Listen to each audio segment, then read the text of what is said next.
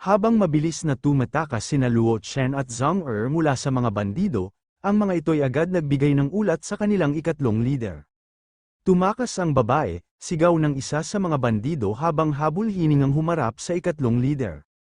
Agad nagbigay ng utos ang ikatlong leader, habulin siya, siguraduhin hindi siya makalayo, magpadala ng mga tauhan sa nag-iisang daan palabas ng lambak ng puting ulap. Habang nagkakagulo ang mga bandido, patuloy namang nangangatog si Zhang Er, nanakaw ang mga balahibo, kalahati ng aking mga bantay ay napatay at nasugatan, at hinahabol pa rin nila tayo, kung magpapatuloy ito, maaabot nila tayo. Biglang hinawakan ni Luo Chen ang kanyang balikat, tumingin ng seryoso, at nagsabing, tumalon tayo mula sa karwahe. Napatingin ng gulat si Zhang Er, tumalon, bakit? Ipinaliwanag ni Luo Chen, sa bilis ng karwahe, maabyutan din tayo kahit anong gawin natin, mas mabuti pang bumaba tayo at iliga sila, habulin nila ang karwaheng walang laman. Sa isang iglap, naghanap si Luo Chen ng tamang tiyempo, nang may makitang pagkakataon, agad nilang iniwan ang karwahe, tumalon silang dalawa mula rito at nagtago sa likod ng isang malaking bato. Ilang sandali pa, dumaan ang mga bandido, ang kanilang mga kabayo'y humahagibis, hinahabol ang walang lamang karwahe, nang makalayong tuluyan ang mga bandido, halos bumagsak sa lupa si Luo Chen sa pagod, habol ang hininga. Napatingin si Zhang Er kay Luo Chen, pinagmasdan nitong tahimik, sa kabila ng dilim, kapansin-pansin ang pagod at tapang sa mukha ni Luo Chen, lumapit siya ng marahan. Ngunit nang magtama ang kanilang mga mata, biglang namula si Luo Chen. Dahil sa matinding hiya, iniwas niya ang mukha, sabay sabing, nakaraos tayo, ngunit hindi madaling makalabas sa lugar na ito, kahit nakaligtas tayo sa mga bandido, baka mamatay pa rin tayo sa gutom o lamig. Tahimik si Zhang Er, pero saglit siyang nag-isip, ito ang unang beses kong makapunta sa White Cloud Valley, hindi ko ito kabisado, ngunit narinig ko, espesyal daw ang lugar na ito. May baku-bakong lupa at maraming yungib na nagdudugtong sa iba't ibang direksyon. Napakunot noo si Luo Chen, mga yungib, oo, sagot ni Zhang Er.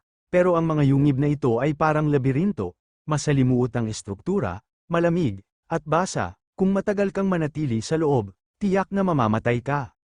Pilit na iniisip ni Luo Chen ang susunod nilang gagawin, sa wakas, tumango siya at nagpasya, wala na tayong ibang opsyon. Magtago muna tayo sa yungib. Matapos ang halos maghapon ng paglalakbay, dama na ni Zhang Er ang pagod, ngunit si Luo Chen, tila walang iniinda, ni hindi man lang hingal o pawis, parang hindi apektado ng hirap ng biyahe, napangisi si Zhang Er at tinanong siya. Palagi ka nalang paikat-ikot, Luo Chen, ano ba talaga ang hinahanap mo dyan? Ngumiti si Luo Chen at sagot niya, ayan, natagpuan ko na, hinaplos niya ang makinis na pader ng bato. Ang tunog ng pagkakabog dito ay mahina at kakaiba, malamang ito ang tagong pasukan ng yungib. Kaagad niyang sinuri ang lugar at sinubukang basagin ang pader gamit ang kanyang enerhiya, napakadali nitong bumigay, at sa likod ng pader ay tumambad ang isang madilim na pasukan, tila nag-aanyaya ang katahimikan ng yungib. Halika, Ate Zhang Er, yaya ni Luo Chen habang tinuturo ang pasukan, napansin ni Zhang Er ang kakaibang gilas ni Luo Chen sa lahat ng kilos nito. Habang papasok, tinanong niya. Luo Chen, sino ka ba talaga? Isa ka rin bang spirit fighter? At ilang bituin na ang narating mo? Ngumiti si Luo Chen ng bahagya. Ako? Isa akong 2 bituing spirit fighter, tulad mo. Namangha si Zhang Er sa narinig, ang batang ito ay mas bata sa akin, ngunit 2 bituin na tulad ko, nakakamangha ang kanyang talento. Tahimik na napaisip si Zhang Er habang pinagmamasdan ang kasamang tila walang kahinaan. Oo nga pala, biro ni Zhang Er, sabay hagak-jek, Chen, ang tapang mo talaga, tila pinapatawa mo ako sa pagpapanggap mong wala kang alam. Ngunit biglang seryoso si Luo Chen nang sabihin, Ate Zhang Er, hindi naman ako ganoon kab-ata, ayon sa mga batas ng Fighting Spirit Continent, maaari na kitang pakasalan sa loob ng 2 taon. Nag-init ang mukha ni Zhang Er sa sinabi ni Luo Chen, kaya't agad niyang kinurot ang tainga nito. Ano bang pinagsasasabi mo? Huwag kang magbiro ng ganyan, ani Zhang Er, pilit na iniwas ang tingin upang maitago ang pamumula ng kanyang pisngi, tumalikod siya at naglakad papunta sa bunganga ng yungib, kunwaring walang nangyari, ngunit halata pa rin ang bahagyang kaba sa kanyang mga galaw.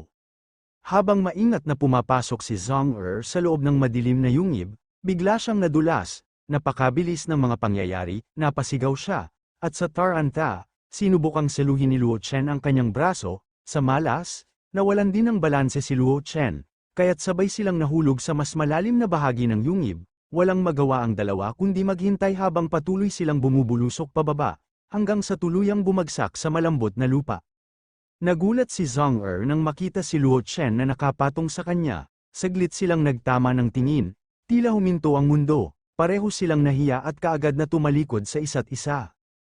Ang yungib na ito ay napakaganda, sambit ni Luo Chen, pilit binabasag ang tensyon. Oo nga, sagot ni Zhong-er, na tumingin sa mga puting ulap at malakristal na tanawin sa loob ng yungib, hindi ko akalain na may ganitong ganda sa ilalim ng lupa. Lumipas ang mga oras sa kanilang pag-iikot, pagod na si Zhong-er nang mapansin niyang paikot-ikot lamang sila. Luo Chen, sabi niya, umiikot na tayo sa lugar na ito ng ilang beses, naliligaw na ba tayo? Tumigil si Luo Chen at napabuntong hininga, mukhang naliligaw na nga tayo, Ate Zhong-er. Napansin ni Luo Chen na nanghihina si Zhong-er, halos matamba na ito kung hindi niya agad nasalo. Maingat niyang binuhat si Zhong-er at dahan-dahang inihiga sa gilid ng yungib. Anong nangyayari sa'yo, Ate Zhong-er? Magpahinga ka muna, sabi niya, puno ng pag-aalala. Ang malamig na hangin sa loob ng kuweba ay lalong nagpapahirap kay Zhong-er, siya'y nasugatan sa nakaraang labanan, at ngayon ay halos ubos na ang lakas ng kanyang espiritu, hindi na nito kayang tiisin ang lamig ng bato sa paligid. Lumapit si Luo Chen, Ate Zhong-er, may kakaiba sa aking espiritu, maaari ko bang gamitin ito upang matulungan ka? Tanong niya. Nagdalawang isip si Zhong-er, ngunit tumango rin kalaunan, nasa sayo, mahina niyang sagot. Pinagtuunan ni Luo Chen ng pansin ang sugat ni Zhong-er, ginamit niya ang kanyang espesyal na espiritu upang pagalingin ito, habang ginagawa niya ito, tahimik na pinagmamasdan siya ni Zhong-er, napapaisip sa kanyang kalooban. Hindi ko inakalang gagaling ako mula sa aking sugat, siya'y tunay na may kakayahan. Matapos ang gamutan, tumingin si Luo Chen kay Zhong-er, mas okay ka na ba ngayon? Tanong niya. Ngumiti si Zhong-er ng bahagya, salamat, mas maigi na ang pakiramdam ko, sagot niya ng may pasasalamat.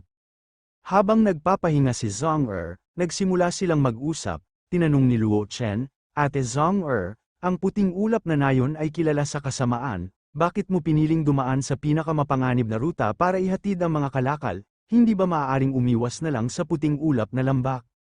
Malalim ang buntong hininga ni Zhong-er, ang kalakalang ito ay biglaang dumating, at halos walang oras para maghanda, ipinagkatiwala sa akin ng mga nakatatanda ng angkan ang responsibilidad na ito, at inutusan akong siguraduhin walang magkakamali, upang makatipid ng oras, kinailangan kong piliin ang pinakamalapit na ruta.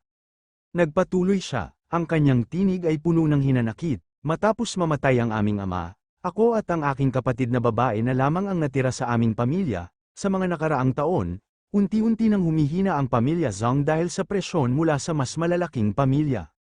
Ngayon na ang mga balahibo ay nanakaw, wala nang kalakal ang pamilya namin na maaaring ipagpalit. Natatakot ako na ang pagkatalong ito ay magiging dagdag na pasanin sa aming pamilya. Tumitig si Luo Chen sa malayo, tila nag-iisip, palaging may mga demonyo sa likod ng ganitong mga pangyayari, sabi niya, alam nilang dadaan ka sa puting ulap na lambak, anabangan ka nila at naglagay ng bitag. Napaisip siya ng malalim, baka ang kalakalang ito ng mga balahibo ay isang plano upang pahinain ang iyong pamilya, dagdag niya. Tumayo si Luo Chen at nagpaalala, umalis tayo dito. Kailangan nating maghanap ng paraan upang makabalik sa puting ulap na lungsod. Ngunit tila nag-alala si Zhong-er. Paano tayo makakalabas dito? Tanong niya. Ngumiti si Luo Chen, puno ng kumpiyansa. Ate, huwag kang mag-alala. Alam ko na kung saan tayo dapat dumaan, pagkatapos ng mahabang liko. Ang mga salitang yun ay nagbigay ng pag-asa kay Zhong-er, at kahit sa gitna ng kanilang mga suliranin, naramdaman niya ang bahagyang kaginhawaan sa presensya ni Luo Chen. Habang naglalakbay sina Luo Chen at Zhong-er sa loob ng madilim at masalimuot na yungib, tahimik na pinagmasdan ni Zhong-er ang kumpiyansa sa bawat hakbang ni Luo Chen, halos hindi siya nag-aalinlangan sa bawat liko, tila alam na alam ang tamang direksyon kahit sa kabila ng nakalilitong istruktura ng lugar. Napabulong si Zhang halos hindi naririnig sa katahimikan ng yungib. Parang memorisado niya ang ganitong klaseng lugar. Paano niya nagagawa ito? Isa rin ba siyang henyo sa pagsasaulo ng mga bagay? Makalipas ang ilang minuto, biglang huminto si Luo Chen at nagliwanag ang kanyang mukha. Sa isang iglap, natagpuan niya ang labasan. Lumingon siya kay Zhang na tila nababasa ang bahagyang pag-aalala sa mukha nito. Huwag kang mag-alala, sabi niya ng mahina ngunit puno ng awtoridad, hindi ka palubos na magaling sa iyong sugat, magpahinga ka muna rito, ako na ang titingin sa labas. Nag-alinlangan si Zhang ngunit tumango rin sa huli. Mag-ingat ka, sagot niya, ramdam ang pagtitiwala ngunit may halong kaba. Sa labas ng yungib, makikita ang dalawang bandido na nakaupo at nagkakatuwaan habang nagkumakain. Salamat sa notifikasyon, nakapagkita tayo ng maraming pera sa ikatlong boss, sambit ng isa, sabay kain at ngayon, ang mga kapatid ay makakalabas at makakapagliwaliw ulit. Natawa ang kasama niya at tumango, tama, kaya lang, sayang at nakatakas si Little Beauty Miss Zhang Napangisi ang una, sabay sabing, kung hindi siya nakatakas, siguradong magagawa ko na sana ang. Kung hindi ano ang balak mong gawin, tanong ng isa, sabay tawa. Ngunit bago pa man nila matapos ang kanilang usapan, biglang sumulpot si Luo Chen mula sa likod ng mga puno, ang kanyang mga matay kumikislap, at sa isang iglap, ginamit niya ang kanyang Spirit Fighter Vine technique, lumabas ang mga makapangyarihang baging mula sa kanyang mga kamay, mabilis na gumapang at nagmistulang mga ahas na umikot sa katawan ng mga bandido. Ano ito? Sigaw ng isa habang pilit kumakawala, nagmamakaawa kay Luo Chen, huwag mo kaming patayin, ngunit hindi siya pinakinggan ni Luo Chen. Sa halip, mas lalo pa niyang hinigpitan ang pagkapulupot ng mga baging, sa sobrang pagkakasakal, nalagutan ng hininga ang isa, at agad itong pinatay ni Luo Chen, tinanggal niya ang baging mula sa wala ng buhay na katawan. Mas lalo pang natakot ang isa pang bandido na nakagapos, sa seryosong tinig, tinanong ni Luo Chen. Sino ang nagsabi sa iyo na ang mga kalakal ng pamilya Zhang ay dadaan dito? Sa takot, mabilis na sumagot ang bandido, ang pamilya Zhang, may nagsabi sa ikatlong pinuno na si Binibining Zhang ang mangangasiwa sa isang padala na dadaan sa White Cloud Valley. Hindi pa natapos si Luo Chen, patuloy niyang inusisa ang natitirang buhay na bandido. Bukod sa iyo, ilan pa ang nakatago sa White Cloud Valley? Agad na sumagot ang bandido, sa unahan, may 2 dosenang kapatid na nakaambush sa kalsada. Binitiwan ni Luo Chen ang bandido, na agad namang nagpasalamat at ngunit bago pa ito makalayo, lumabas mula sa likod nito ang baging ni Luo Chen at tumago sa kanyang katawan, bumagsak itong wala ng buhay. Habang naglalakad palayo, mahina ngunit mariing sinabi ni Luo Chen. Kung papayagan ko silang makabalik upang sabihin sa iba, magiging bangkay na lang ako sa kanilang harapan. Napahinto siya, tumingin sa malayo, at nagpatuloy.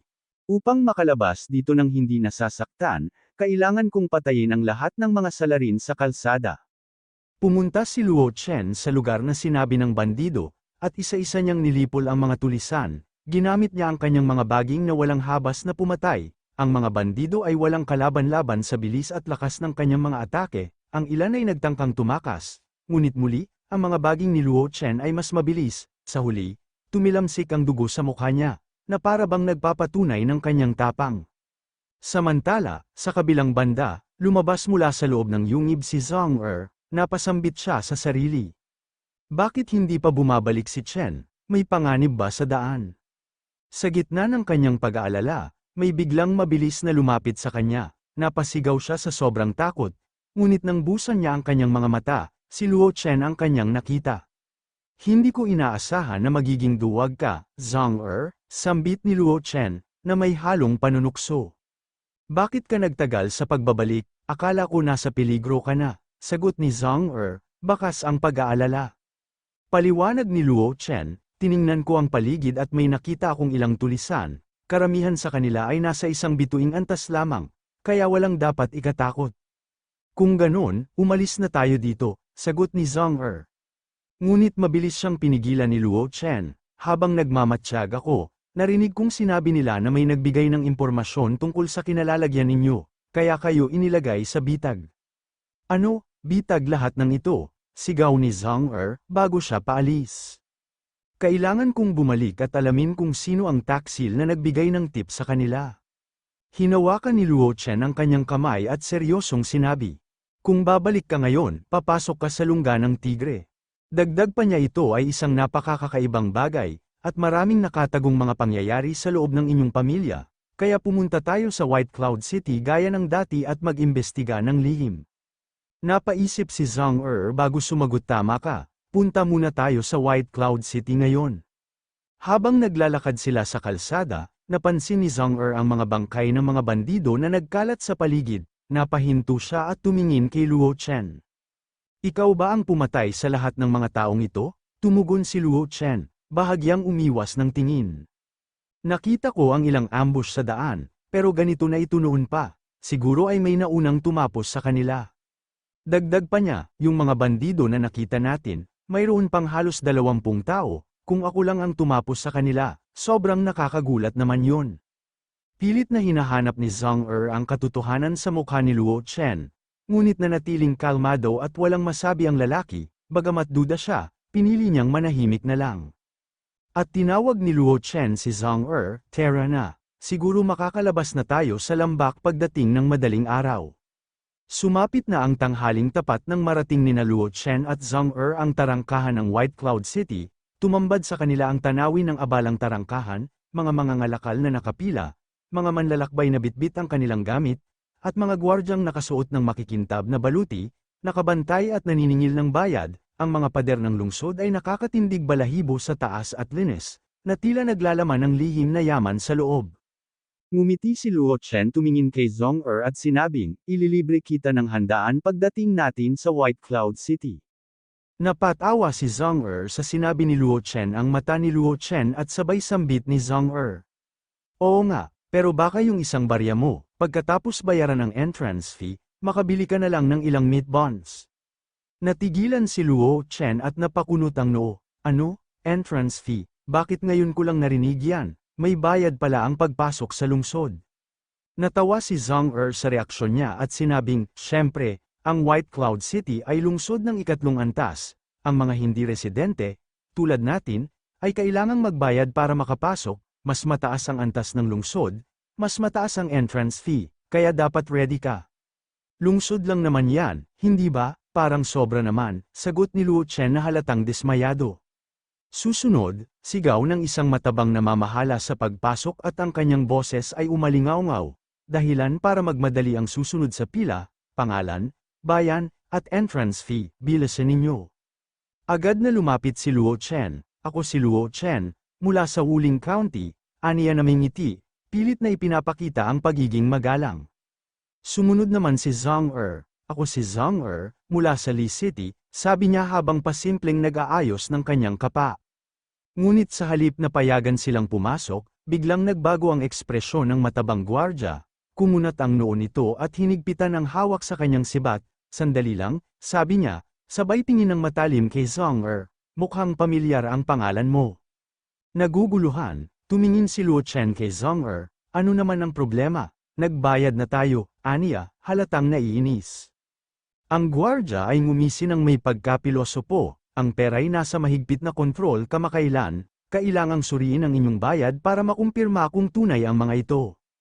Hindi nakapagpigil si Zhang kung ganun, hindi na lang kami papasok, hindi sulit ang abala para sa ganitong kalokohan.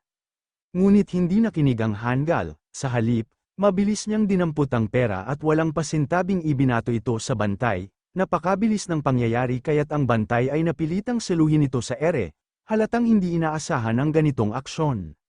Sa kabilang banda, kitang-kita sa mukha ni Zhang at Luo Chen ang pagkairita, ang kanilang mga kilay ay bahagyang nagtaas, at isang mabigat na buntong hininga ang binitiwan ni Zhang habang si Luo Chen ay tila nagpigil ng galit. At sa halip na matakot, tumawa ng malakas ang matabang gwardya, mas mabuti nang maghintay kayo rito. Aniya habang ang kanyang aura ay unti-unting lumitaw, nagpapakita ng kanyang lakas, dahil kung aalis kayo ng ganito, hindi lamang pera ang mawawala sa inyo. Nanginginig si Luo Chen habang naramdaman ang napakalakas na presensya ng gwardya, isang 3-star spirit master, bulong niya, tila di makapaniwala, ito'y bitag. Samantala, sa loob ng kwarto sa loob ng lungsod, Naroon ang leader ng mga bandido at isang kilalang matanda, si Elder Zhang. Sa pagitan nila ay isang kahon na puno ng gintong barya at ilang piraso ng mag-agarang balahibo. Gaya ng napagkasunduan, ani ng leader ng mga bandido, ang boses nito'y mababa ngunit puno ng kumpiyansa. Nakuha ko ang mga balahibo at pinatay ang taong humahawak nito. Ngunit halata ang iritasyon sa mukha ni Elder Zhang, hindi ba't medyo maliit ang 3,000 gold coins, ani ng leader, sabay kindat, hindi ito ang napagkasunduan natin. Napatitig ng masama si Elder Zhang, ang balahibo na dinala mo ay may sira, binutis mo ang mga ito, dapat nga ay bawasan pa ang iyong parte. Tumawa ng may paghamak ang leader, oo na, may kaunting sira, pero inayos na namin yun para sa iyo, tingin ko, dapat kang magpasalamat. Huminga ng malalim si Elder Zhang, pilit na pinipigilan ang kanyang galit, kung hindi dahil sa pangarap mong makontrol ang pamilya Zhang, hindi kita papayagan sa gulo na ito. Narito ang 5,000 gold coins, wala nang dagdag, itinapon niya ang supot ng barya sa mesa. Agad namang sinalo ito ng leader, ang ngisi sa kanyang mukha ay tila lalong lumawak, ngunit bago siya makaalis, dumating ang isa sa mga gwardya at mabilis na nagbigay ng ulat, Elder Zhang, nasa labas si Miss Zhang Er. Napaangat ang kilay ni Elder Zhang, at ang kanyang ekspresyon ay biglang napuno ng galit, walang hiya, hindi ba't patay na ang babaeng yun?